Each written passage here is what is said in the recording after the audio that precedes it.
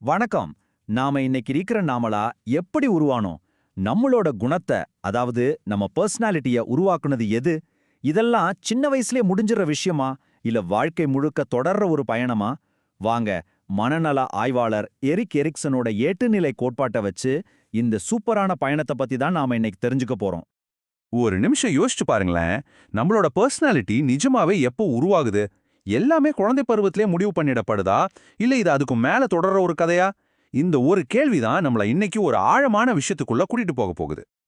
நம்மள நெறைய பேர் என்ன நெனச்சிட்டு இருக்கோம்னா, நம்மளோட பர்சனாலிட்டிங்கிறது சின்ன வயசுலயே ஒரு ஜாடியில வச்ச செடி மாரி. அதோட முடிஞ்சது. அதுக்கு மேல வளராதுன்னு. ஆனா, எரிக் எரிக்சன் ஒருத்தர் வந்தாரு. அவர் சொன்னாரு, "அப்படியெல்லாம் கிடையாது. நம்மளோட வளர்ச்சிங்கிறது ஒரு பெரிய பயணம். குழந்தை பருவம் ஜஸ்ட் ஒரு ஸ்டார்ட்டிங் பாயிண்ட் தான்னு" சொன்னாரு. அவரோட தியரியோட மைய கருத்தே இந்த சைக்கோ சோஷியல் தியரி தான். பேர் கொஞ்சம் பெருசா இருந்தாலும் விஷயம் சிம்பிள் தான். சைக்கோனா நம்ம மனசு, நம்மளோட உணர்ச்சிகள், எண்ணங்கள். சோஷியல்னா நம்மள சுத்தி இருக்கிற சமூகம், நம்ம ஃபேமிலி, ஃப்ரெண்ட்ஸ், கல்ச்சர். இந்த ரெண்டும் சும்மா இல்லாம எப்பவும் ஒன்னோட ஒன்னு பேசிட்டே இருக்குமா. இந்த பேச்சுவார்த்தை தான் நம்மள வாழ்க்கை முழுக்க செதுக்குது. சரி, இந்த 8 ஸ்டேஜுக்குள்ள போறதுக்கு முன்னாடி ஒரு 4 முக்கியமான ரூல்ஸை மட்டும் மனசுல வச்சுக்கலாம்.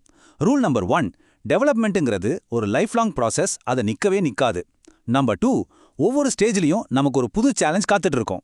நம்பர் 3, ஒரு ஸ்டேஜ்ல நாம எப்படி ஜெயிக்கிறோம் இல்ல தோக்குறோமோ அதை அடுத்த ஸ்டேஜை பாதிக்கும். கடைசியா நம்பர் 4, இந்த எல்லாத்துலயுமே நம்மள சுத்தி இருக்கிற சொசைட்டிக்கு ஒரு பெரிய பங்கு இருக்கு. சரி வாங்க, நம்ம பயணத்தோட முதல் பாகத்தை ஸ்டார்ட் பண்ணலாம். அதாவது நம்மளோட அடித்தள வருஷங்கள். பிறந்ததுல இருந்து ஸ்கூல் போற வயசு வரைக்கும் நம்மளோட சோஷியல் ஐடென்டிட்டிக்கான விதைகள் எப்படி போடப்படுதுன்னு பார்க்கலாம். நம்ம வாழ்க்கையோட முதல் சேலஞ்ச் நம்ம கண்ணை திறந்த நொடியிலேயே ஆரம்பிச்சிடுது. ஒரு குழந்தைக்கு பசிக்கும் போது சாப்பாடு, அழும்போது ஆறுதல், தேவைப்படும் போது அன்பு, இதெல்லாம் சரியா கன்சிஸ்டண்டா கிடைச்சா அந்த குழந்தைக்கு இந்த உலகத்து மேல ஒரு நம்பிக்கை வரும். ஒருவேளை இதெல்லாம் கிடைக்கல, இல்லாட்டி எப்ப கிடைக்கும்னே தெரியலனா மனசுல அவனொடிக்கையும் பயமும் தான் வேர்விடும். அடுத்த ஸ்டேஜ், குழந்தைங்க நானே செய்யறேன்னா அடம் பிடிக்கிற வயசு. அவங்களா சாப்பிட முயற்சி பண்றது, அவங்களா ட்ரெஸ் போட ட்ரை பண்றது. இந்த மாதிரி நேரத்துல நம்ம அவங்களை என்கரேஜ் பண்ணா அவங்களுக்குள்ள தன்னாட்சி, அதாவது என்னால முடியுங்கிற உணர்வு வளரும். ஆனா உனக்கு அதெல்லாம் தெரியாது, நான் பண்றேன்னு நாம ஓவரா கண்ட்ரோல் பண்ணா அவங்களுக்குள்ள அவமானமோ தங்கள் மேலேயே ஒரு சந்தேகமோ வந்துடும். இந்த வயசுல தான் குழந்தைங்க புதுசு புதுசா கேம்ஸ் பிளான் பண்ணுவாங்க, தலைவன் மாதிரி நடந்துப்பாங்க, கேள்வியா கேட்டு தொலைச்சி எடுப்பாங்க. அவங்களோட இந்த ஆர்வத்தை நாம பாராட்டினா எதையுமே முயற்சி செஞ்சு பார்க்குற தைரியம் வரும். அதுக்கு பதிலா ஏன் இப்படி பண்றான்னு திட்டிக்கிட்டே இருந்தா நாம எதை செஞ்சாலும் தப்புங்கிற ஒரு குற்ற உணர்ச்சியை மனசுல தங்கிடும். அடுத்து ஸ்கூல் லைஃப் ஸ்டார்ட் ஆகுது. இப்போதான் பசங்க மத்தவங்களோட தங்களை கம்பேர் பண்ண ஆரம்பிப்பாங்க. கணக்குல நல்ல மார்க் வாங்குறது, ஸ்போர்ட்ஸ்ல ஜெயிக்கிறதுன்னு அவங்க புதுசா திறமைகளை கத்துக்கிட்டு ஜெயிக்கும்போது நம்மளும் கெத்துதாங்கிற ஒரு செயலூக்க உணர்வு வரும். ஆனா அவங்க பண்ற எல்லாத்துலயும் தோல்விதான் கிடைக்குதுன்னா அது அவங்களுக்குள்ள ஒரு தாழ்வு மனப்பான்மையை உருவாக்கிடும். சரி, இப்ப நாம ஒரு ரொம்ப ரொம்ப முக்கியமான ஒரு ஸ்டேஜுக்கு வரோம். நம்ம எல்லாருடைய வாழ்க்கையிலையும் இது ஒரு பெரிய டர்னிங் பாயிண்டா இருந்திருக்கும். ஆமாங்க, டீனேஜ். இந்த 5வது ஸ்டேஜோட பேரு அடையாளம் வெர்சஸ் குழப்பம். நான் யாரு? எனக்கு என்ன வேணும்? இந்த உலகத்துல என்னோட இடம் என்ன? இந்த மாதிரி 1000 கேள்விகள் மனசுக்குள்ள ஓடுற ஒரு கன்ஃபியூஸான டைம் இது. இந்த தேடல்ங்கிறது அவங்களுக்குள்ளே ஒரு பெரிய ரிசர்ச் பண்ற மாதிரி. அவங்களோட கொள்கைகள் என்ன, அவங்க எதை நம்புறாங்க, ஃபியூச்சர்ல என்னவா ஆகணும்னு ஆசைப்படுறாங்கன்னு எல்லாத்தையும் யோசிப்பாங்க. சிதறி கிடக்கிற ஒரு ஜிக்ஸா பசில் துண்டுகளை எல்லாம் ஒன்னா சேர்த்து ஒரு முழு உருவத்தை உருவாக்குற மாதிரி அவங்களுக்கான ஒரு அடையாளத்தை உருவாக்குவாங்க. ஒரு சின்ன உதாரணம் பார்க்கலாமே. ஒரு ஸ்டூடெண்ட் இருக்காங்கன்னு வச்சுப்போம். அவங்களுக்கு சரியா கைடு பண்ண ஆள் இருந்தா அவங்க அவங்களோட இன்ட்ரெஸ்ட் என்ன, என்ன படிக்கலாம், என்ன வேலைக்கு போகலான்னு தெளிவா ஒரு பாதையை தேர்ந்தெடுத்து ஒரு ஸ்ட்ராங்கான ஐடென்டிட்டியை உருவாக்குவாங்க. ஆனா அந்த கைடன்ஸ் கிடைக்காதப்போ வாழ்க்கையே ஒரு பெரிய கேள்விக்குறியா மாறிடும். ஒரே கன்ஃபியூஷன் தான் மிஞ்சும். டீனேஜ் முடிஞ்சதும் பயணம் முடியுதா? இல்லவே இல்ல. இப்ப நாம அடல்ட்ஹுட் ஸ்டேஜுக்குள்ள வரோம். இந்த ஸ்டேஜஸ் முழுக்க முழுக்க உறவுகள், நம்மளோட பங்களிப்பு, அப்புறம் வாழ்க்கையோட அர்த்தத்தை தேடுறத பத்தி தான் இருக்க போகுது. இள வயசுல நம்ம முன்னாடி இருக்கிற பெரிய சேலஞ்ச் என்னன்னா, மத்தவங்க கூட ஒரு ஆழமான அர்த்தமுள்ள உறவை உருவாக்கிக்கிறது. அது நட்பா இருக்கலாம், காதலா இருக்கலாம்.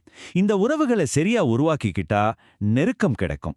ஆனா கமிட்மெண்ட்டுக்கு பயந்து தனியாவே இருந்தா கடைசியில தனிமைதான் மிஞ்சும். மிடில் ஏஜ்க்கு வரும்போது நம்மளோட கவனம் நம்மளை விட்டுட்டு அடுத்த ஜெனரேஷன் மேல திரும்பும். நம்ம குழந்தைங்களுக்கு சொல்லிக் கொடுக்கறது, நம்ம வேலையில ஜூனியர்ஸ்க்கு கைட் பண்றது, இல்ல சொசைட்டிக்கு ஏதாவது நல்லது பண்றதுன்னு இருக்கும். இந்த மாதிரி பங்களிக்கிறதுக்கு பேர் தான் ஆக்கத்திறன். இல்ல நம்மளை பத்தியே யோசிச்சுட்டு சுயநலமா இருந்தா வாழ்க்கை ஒரே இடத்துல தேங்கி நிக்கிற மாதிரி ஒரு ஃபீலிங் வந்துரும். கடைசியா வயசான காலத்துல நாம நம்ம வாழ்க்கையை திரும்பி பார்ப்போம். நல்லா வாழ்ந்துட்டோன்னு ஒரு திருப்தி இருந்தா மனசுல ஒரு முழுமையான அமைதி இருக்கும். ஆனா ஐயோ அத பண்ணிருக்கலாமோ இத விட்டோமேன்னு தவறவிட்ட வாய்ப்புகளை நினைச்சு வருத்தப்பட்டா அது விரக்திக்கு தான் கொண்டு போய்விடும். சோ இந்த முழு பயணத்தையும் ஒரே பார்வையில பார்த்தா எப்படி இருக்கும்?